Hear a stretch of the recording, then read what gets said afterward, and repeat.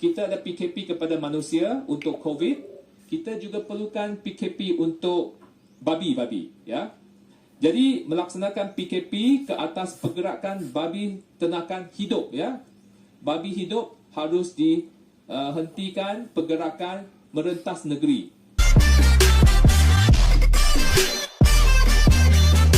Yang kurang diketahui adalah wabak African Swine Fever yang sekarang telah memasuki Malaysia dan telah affect para penternak khinzir di seluruh Malaysia. ASF ini sangat serius kerana dia boleh dia boleh membunuh semua penternakan khinzir di Malaysia secara 100% ya, jika dia dikenakan wabak tersebut.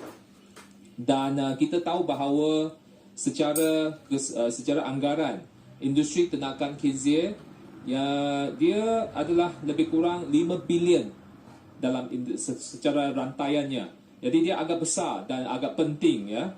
Maka kerajaan ingin harus mengambil tindakan yang lebih proaktif untuk membantu para penternak khinzir. Demi menangani masalah wabak virus ASF ini, ia tidak boleh bergantung kepada DVS saja, satu jabatan kerajaan saja, tetapi dia memerlukan perhatian yang lebih serius daripada Kementerian Pertanian dan Industri Makanan dan juga all government approach. Bukan saja bergantung kepada satu kementerian, tetapi lebih banyak kementerian, ya.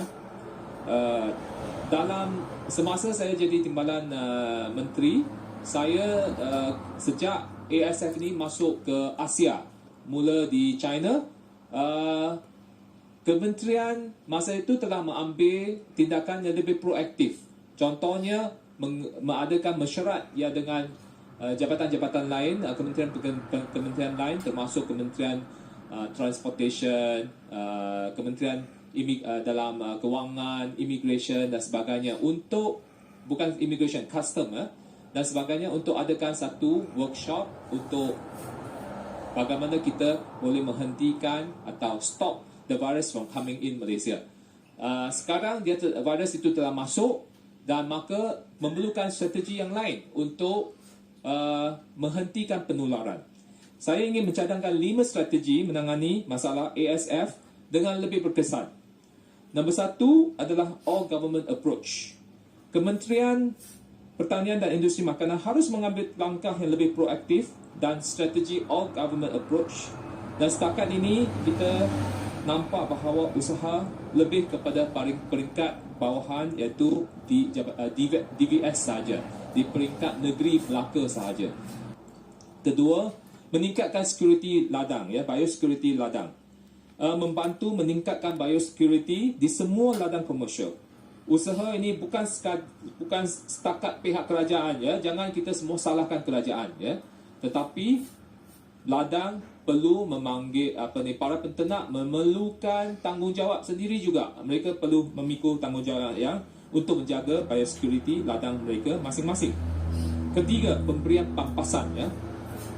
Kerajaan harus memberi pampasan kepada penternak khinzir yang memusnahkan khinzir yang dikesan ASF. Kerana tujuan ini adalah untuk menggalakkan laporan segera kepada DVS supaya untuk mengawal perbakan penularan yang berlanjutan, ya. Kalau kita tidak memberi pampasan, mungkin ada penternak yang mereka rasa kerugian terlalu besar dan mungkin mereka akan jual babi-babi yang sakit ke pasaran. Dan ini akan menjejaskan usaha kita untuk membanteras virus ini.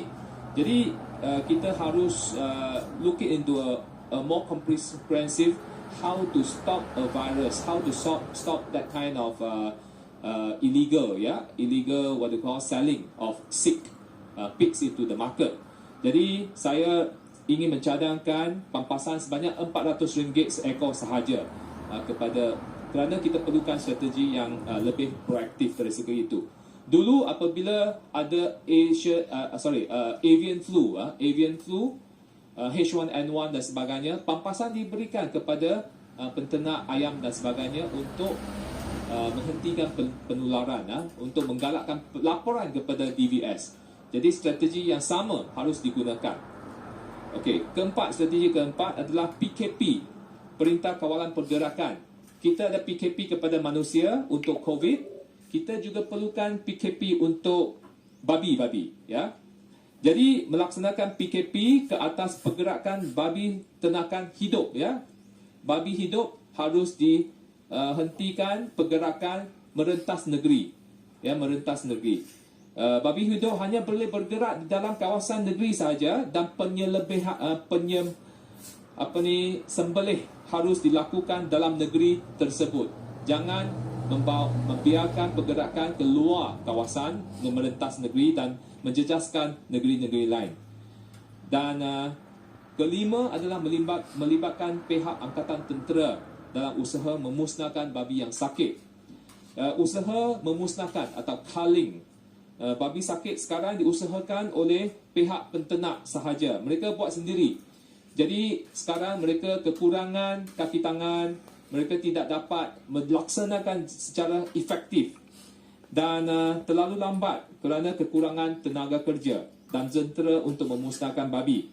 Maka kerajaan harus mengambil pengalaman daripada peristiwa Nipah virus yang dulu, ya, pada tahun 1998, di mana penglibatan angkatan tentera untuk membunuh dan memusnahkan babi-babi yang sakit itu dilaksanakan. Dan kali ini pengajaran dulu harus digunakan untuk tahun 2022. Jadi saya harap bahawa kerajaan menjalankan kerja ini supaya kita boleh mencapai zero ASF. Ya, kita stop all this ASF from spreading further.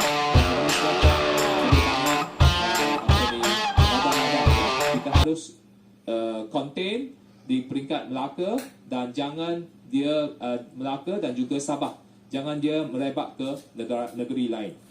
Sekian saja. Thank you. Terima kasih.